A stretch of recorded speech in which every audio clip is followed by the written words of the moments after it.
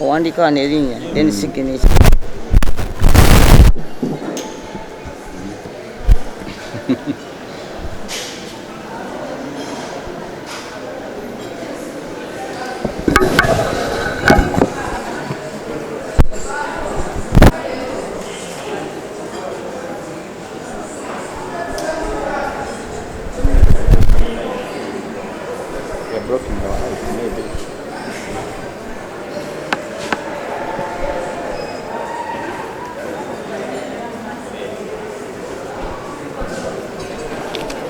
Wawala.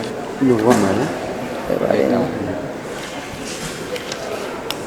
Naawe badde tunasaba ngawe olinda gwe badondinze mpakupe enhonalyo oyagala peni yange kati tubire wano ffenna.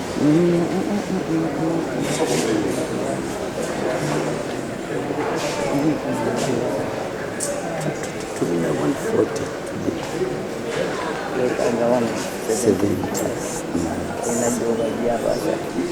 kubanga bonna kyebadde balize kya Museveni yesterday eggwanga bwe yali abaganye.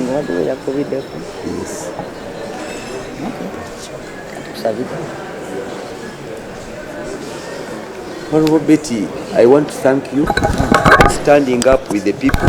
This matter that requires debate. There is no way as members of parliament we could run up.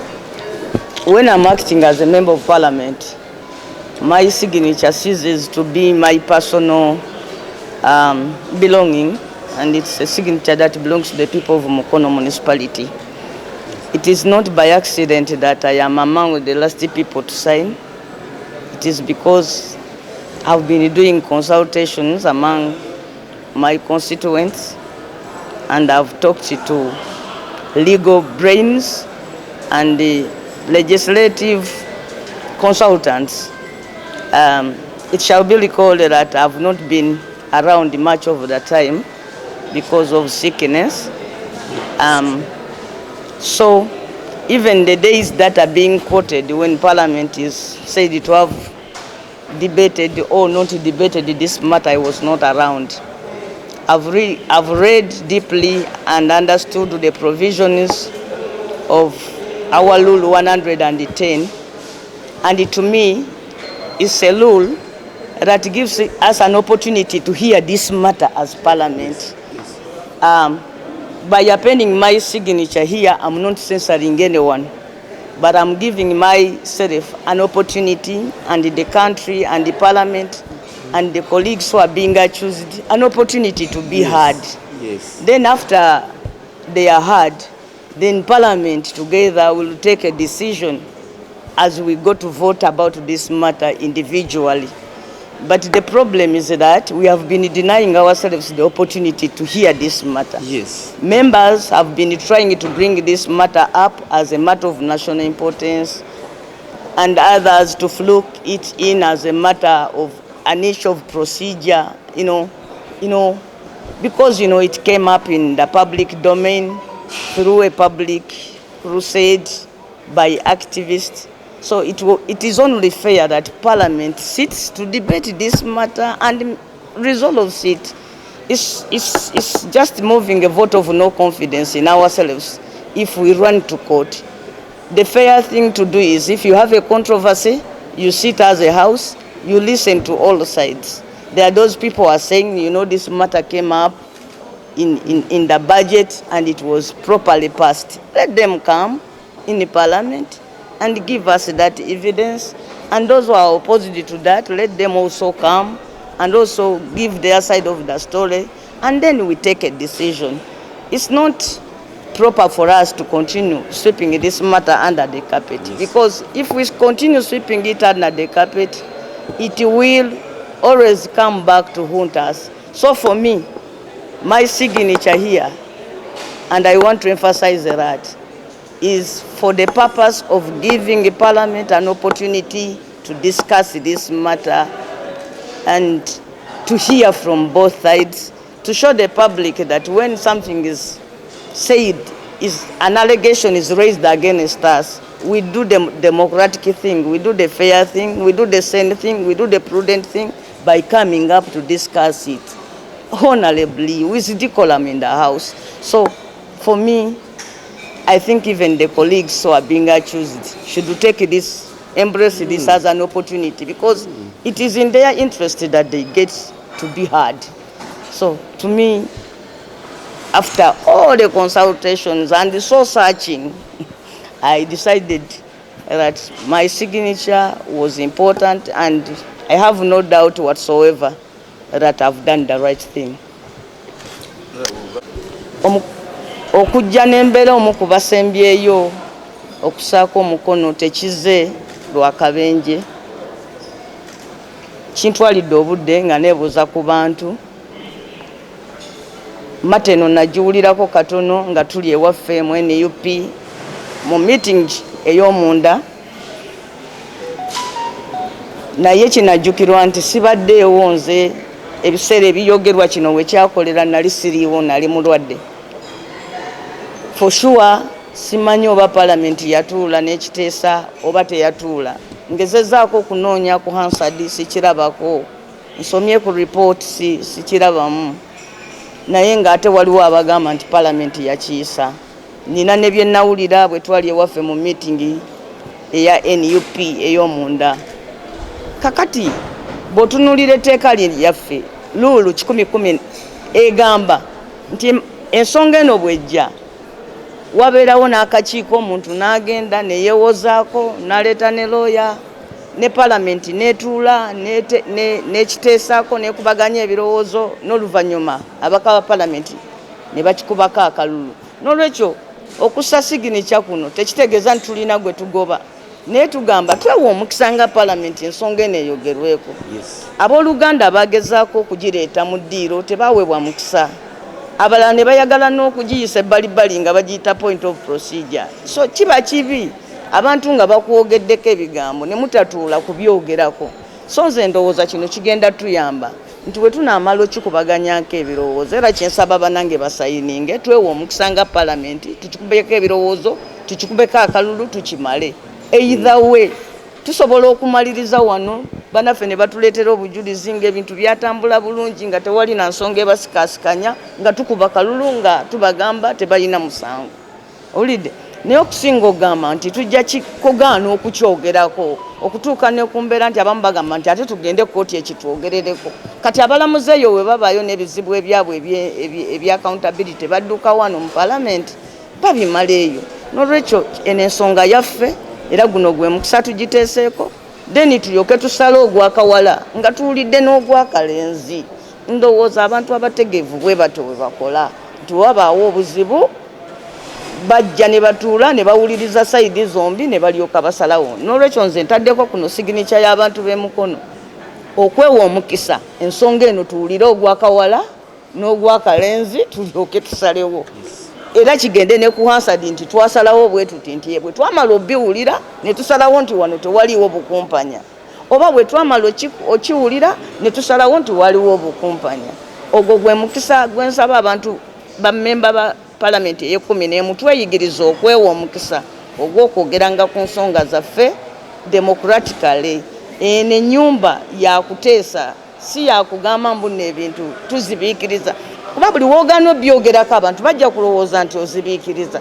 Kati yenna alina ensonga entuufu lwaki sente zino zaafuluma, yateeka n'okwagala tutuule wano azireete zigende ne ku Hansard kuli. So oluvannyuma lw'okwebuuza ku bye nalaba ewaffe mu NUP, ku bye mpulidde n'okwebuuza kwabo abannonda, sirina kubuusabuusa n'akatono nti kyenkoze kye kituufu olwa Katonda n'ensi yange.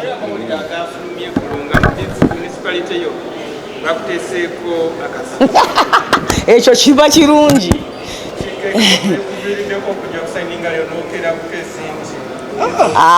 Nedda mwami Ssekikuba amanyi nti natandika omunoonya ku Lwakusatu nejjo ne tutalabagana, natuuse wano nga agenze eri, naye ate ne bwekiba nga abantu bantaddeko akazito, then ate kiba kirungi nnyo.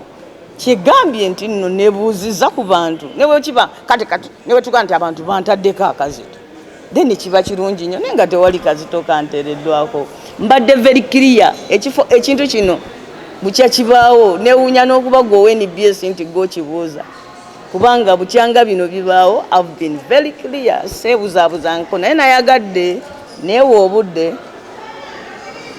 bwe mba nga nzijja okusayininga wano neme kubanga abo abajja ne basayininga ate nkyanadduka n'agamba nti bankoze eki bampaliriza. Yes, so nze sikwekangako signature yange nga kyetaagisa.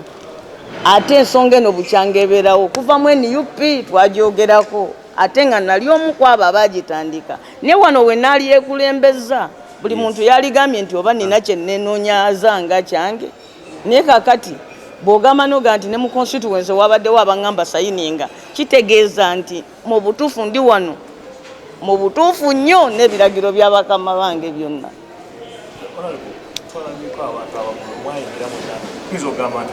Nekinsayiningisiza mpulire bali kye bawoza n'ababavunaana kye babavunaana ndyoke nsalewo. Nze kakati bwe baba nga bawabira muganda wo owuliriza bagamba ne gwoyagala omukola ki bwe gumusinga n'omukola ki n'omuliyirako. Ekirala nze nabeera ne bannyinaze abo tulina gye tukasuka amayinja era consistency yakasuka eyo mayinja. Omu bw'avaayo n'asala n'agenda gye tukasuka amayinja ne gamukuba tasobola kugamba lwaki onkubya amayinja. Nze ebbanga lyonna eryo gye nkasuka amayinja. Wano waliwo ekintu bwe kiti abantu ne beewa akasiimo simanyi nti bagenda ne banoonya ssente z'amafuta ne tubakasukira amayinja. So it has eyo gye tukasuka bulijjo amayinja. So kakati nze ani gwe neefuulidde nze nyimiridde exactly at the same point we tuyimirira ffenna era bwe wanaabaawo gwe gakubye kitegeeza yavudde ku sayiri gye tuli nadde eri gye tukasuka amayinja olidde. So nze saayagala kwekulembeza mu kintu kino kubanga kyalirabise nga alina kyennoonya ekyange eky'obuntu. Maze bulungi nnyo okwebuuza ku bannakama bange. So si waliwo na kyenja kubuusabuusa nti ate nja mmala oteekako signature ate mpulireyo omuntu omulanga gamba ate lwaki wakoze bwotyo kubanga buli gwe nteeka okwebuuzaako nakoze eki namwebuulizaako. Honorable Jonah.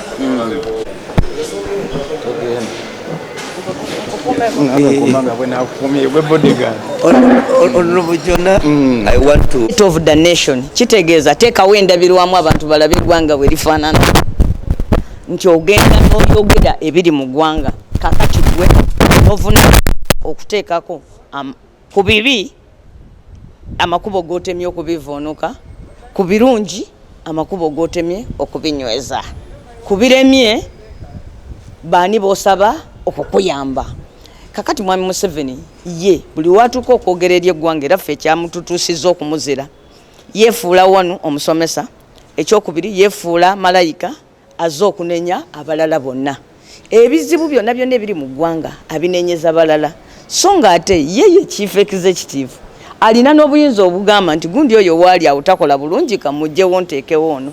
Ekifo ky'okuwa accountability atandika kwefuula philosopher, atandika kwefuula nga mutunulizi, oluusi n'agamba n'ogamba nti bannayuganda mbasaasira, kamba n'obuuza nti omukulembeze agamba ki. Era ffe abamu kyova olaba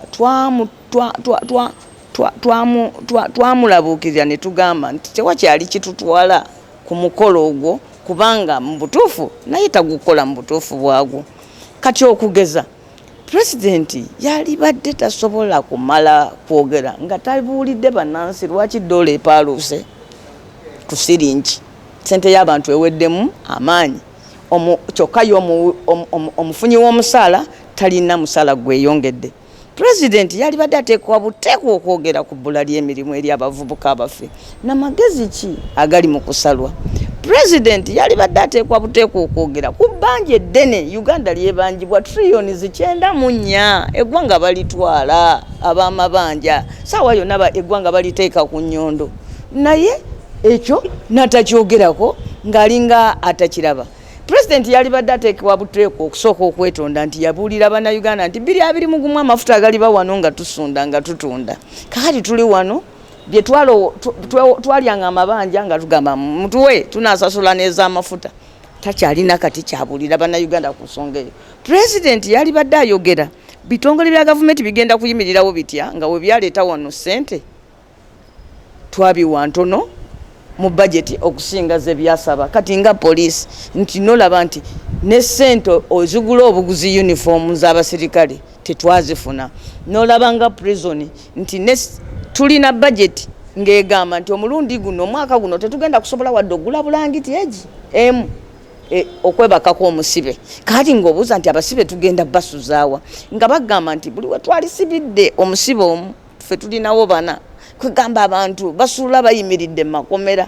Ebyo byonna tabyogerako.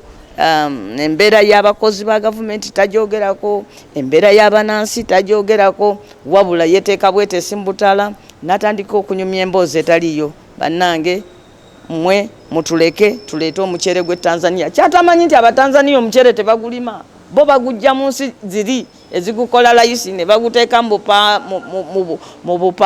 bukuti obuliko made in Tanzania ne bajja wano ne bafradinga akatale. Ate ffe wano ayagala asolooza omusolo ku muceere oguva eri Pakistan. Ekifo kyo tuleka naffe tuguleete butereevu wano nga tugujja eri guli ogweri bagussaako omusolo nagamba mbu ogwe Tanzania gujje so nga n'ab'e Tanzania tebatuwa gwabwe.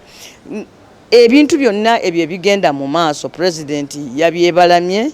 Pulezidenti najja wano n'ayogera ku kyenguzi naye ng'olaba nti nno takyogerako n'obumalirivu wabula kati akyogerako ng'egimu ku mirimu gy'atera okukola. Kwegamba nti yogera ku kintu naye nga tolina kyokolawo. Kakati Mwami Museveni agambye nti bulijjo abadde ali yebuusabuusa kubakola abantu bakiyita buli bwanguzi naye nze ndowooza nti bubbi. Essente eziruma bannayuganda ezizizza Uganda emabega size ez'omupoliisi ayimiriza emmotoka n'agiryako omutwalo, size ez'omusawo ajjanjaba omulwadde n'amusabayo emitwalo 5 wabbali eyo gye bayita enguzi. Ekintu ekibonyabonya bannayuganda bubbi. Ze ssente z'okwata mu budget n'owa peneti n'owa omwami ono simanyi nti atukolera eddagala lya covid n'okwata ssente n'oteeka mu state house nti zino za kutona nti zino za nga alternative budget yaffe eyakolebwa minisita waffe Mwami Ssemujju Bweraga. Ezo ze ssente ezibonyaabonye eggwanga nti essente ez'okukola enguudo naye ne baleeta essente mu Uganda kilomita y'oluguudo n'ogikolera biliyoni 10 ng'ate mu mawanga gatulinaanye omulimu gwe gumu gumalawo biliyoni 1 mu obukadde 7 eza kuno.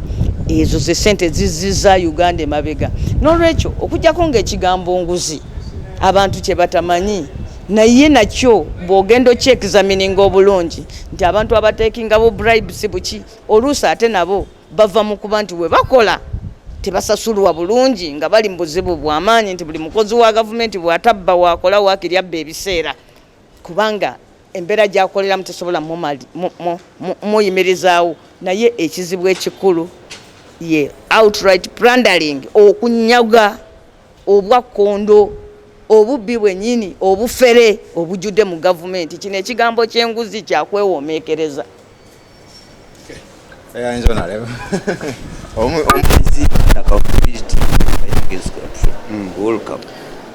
Thank you, my brother, Honorable. Sorry about the sickness you have been telling us. Today, the attack now and the eyes now are before Parliament. All along, we have been pinpointing the minister, pinpointing who. Now the issue is before us. And when I was such and the team, I want to thank you. For us, we have been whistleblowers and on ministers, on people who have taken billions of money. But we want to thank you for checking Parliament. They say charity begins at home. How me, as Yona, will I go to Ntungamo to tell the engineer that the money for the road, you have diverted it, that you have built this school and it is cracking, that you were meant to distribute these wheelbarrow, these bicycles, and you have not distributed them, when I have left the road at home in our Parliament? How will I do my oversight job as a member of parliament when I've failed to clean my own home? Charity begins at home. So that's why I want to thank the movers of this petition, and I have to append my signature, and I have no regret. And like my senior has said, me, I've been in Ntungamo in functions, in parties, and other agendas. And everyone is like, Honorable, please, I've consulted them in big masses. People are tired. People are tired of corruption. They have empowered me to come and sign. This is their signature. It's not my signature. It is the signature of the people of Ntungamo. And as the Latin say, you know me, I'm good at Latin. As the Latin say, vox populi, vox Dei. The voice of the people is the voice of God. So the people have spoken. These signatures we are putting here, it is because of the people's voice. The president the other day, on the State of Nation address, he talked about corruption here. He said there is a syndicate and a racket, and we are helping him. We want to bring the sanity of Parliament. Parliament cannot remain tinted, and for us who were voted to come here, we sit down and dine with the people. On the two people make a mistake, and the whole Parliament is taken as an omnibus. We have to help Parliament, we have to help the President, and we have to help the nation. And people should stop intimidating us. Honorable, you have said for you were not here when they were passing that budget because we know you were sick. Me, I was here. We have read the Hansard. We have checked everywhere. I'm even on the Committee of Legal and Parliamentary Affairs Committee. I have not seen anywhere where we passed that money. In case it is there, then they passed it under the carpet. But if it was in the broad day Parliament, we were all here, no one debated that Mpuuga should take this, over which commissioner should take this.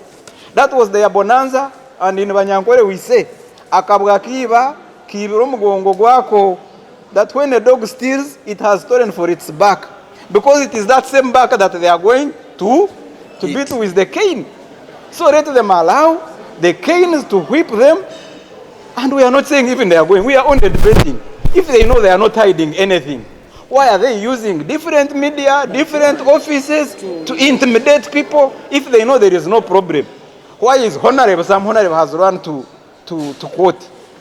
Why is my brother, the one I trusted so much, this man from Chira? I thought he's speaking for the people, but he's intimidating other people, lying us that we passed that MPs are sleeping. No, you are the one sleeping, my brother. Because I was in that parliament, I didn't say anything like that. In case it comes, that means they have just done whatever they always do. Because if someone can steal 2 billion, why not bring a paper and put it under there and they say this is a Hansard? But we shall stand for the truth, and the truth will save us. This is the time we should clear this parliament, and more is coming. They have been seated on a time bomb. More is coming. They should stand warned. The president has said, actually for him he talked of... he talked of something bigger than that. We cannot allow, they say, when one lady gets pregnant on a certain hill, they will say, that hill, they are all like that. We shall not allow that to come to Parliament. We shall help this house, and we shall help our nation. This was the genesis of people's will. We cannot make this Uganda be willless. Corruption is a vampire. It has been sucking this nation, and we are about to corrupt, so the blood of this nation is about to be finished. The president said there is a racket here and we have to help him. Honor, you forgive me. Lastly, when you look at corruption, there is a country in West Africa, Angola.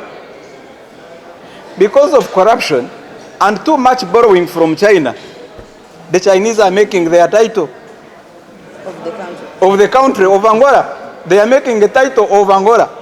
Because of corruption, over borrowing, they are making a title of Angola, and China will be having the title of Angola in China. Where are we? The other time we talked of Rocco, he took 200 billion. We talked of this famous Msenero, she took 150 billion. In this budget, they have added her 500 billion that now she's making a research on a tick vaccine after failing to make a research on corona vaccine.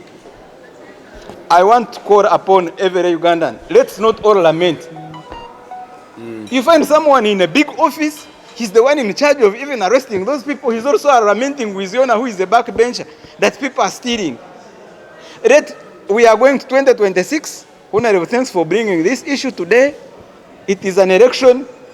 People help us. Why do you send us people who cannot really look at this? Do you need glasses to look at people that are stealing taxpayers' money?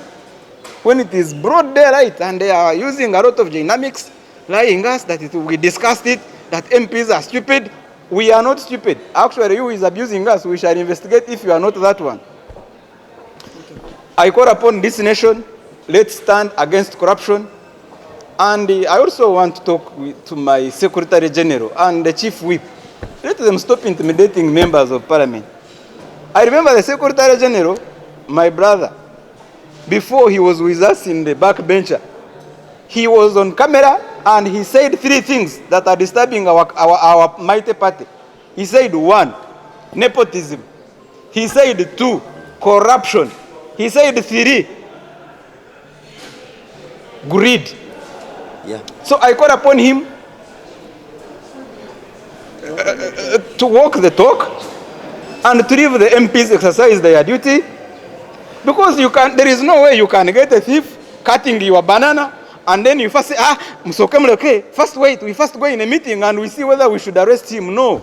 If we have gotten them, we don't need to first go in which meeting, let members come and do their duty. The nation is bleeding, thieves have taken our money, and on our behalf, me, you cannot steal on my behalf and I keep quiet. As a seminarian, no.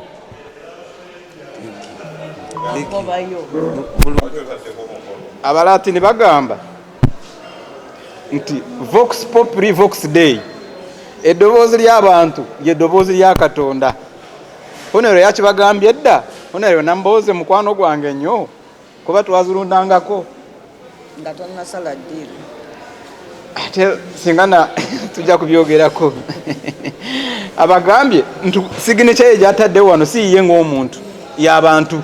Abantu bebeogedde, abantu bakooye obubbi mu ggwanga buyitiridde, ne president yabwogeddeko State of Nation address, ate yatwogeddeko naffe.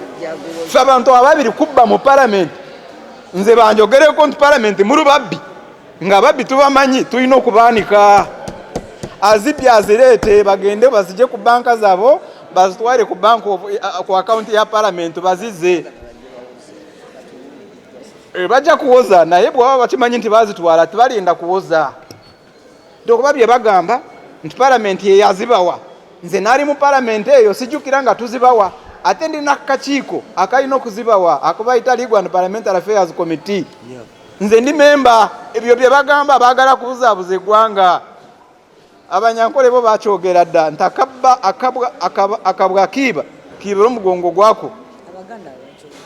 Abaganda nabo ne bakikopa mu Banyankole eb'entungamo ne bagamba nti bakayita kiwona leo, akabwa akabbye kabbira mugongo gwako. Ndowooza ekyo bakitegedde. Ate n'ekirala, the country, eggwanga liri mu kuvaamu omusaayi ku lw'ababbi. Neno budget gye tugamba nti tugenda kuyisa 70 trillion. Actually twali muna Uganda ino n'okukuba mu ngalo. Okuba ezo 70 trillion, bamafia, bavampire, emisaswangule, bonna bazirinze. Ezigenda kutuwa service delivery ziringa trillion ezo 2. Abazirinze be bano, batandikira wano president nga bwe yakyogedde. Batandikira wano waffe, nizigenda eno, nizigenda eri, naye waffe twabazudde. Buli omu alina okuyimirira ku lwe. Nze tosobola kubba n'ogamba nti ffenna tubbye, tulina okubaanika. N'olwekyo nkubira omulanga abo ababaka abatanajja wano okuwagira kino ekintu, tuludde nga tulwana ffekka mu bintu bino. Honorable Seeki, Honorable Nambooze mukimanyi, okulwanisa omubbi si kyangu nno. Tuludde nga tulwana n'ebino ebintu ffekka, naye nammwe abalonzi mutumenya. Ku lwaki musindika omuntu ng'oyo ajja kulwanisa amazima nga gano? Banange 2026 eri mu kujja, mutuyambe, mutusindikire abantu abanaalaba amazima, eggwanga lyaffe tulizimbe. Mwebale nnyo. Ate muganda wange oyo government chief whip ne muganda we secretary general bye babadde bagamba ababaka tumulindeko president ajja kubyogera ne president yabaswaziza yabalese president yagambye omubbi bajja kumujjamu omusaayi bwatyo bwe yakyogedde n'abadde nkiwulira.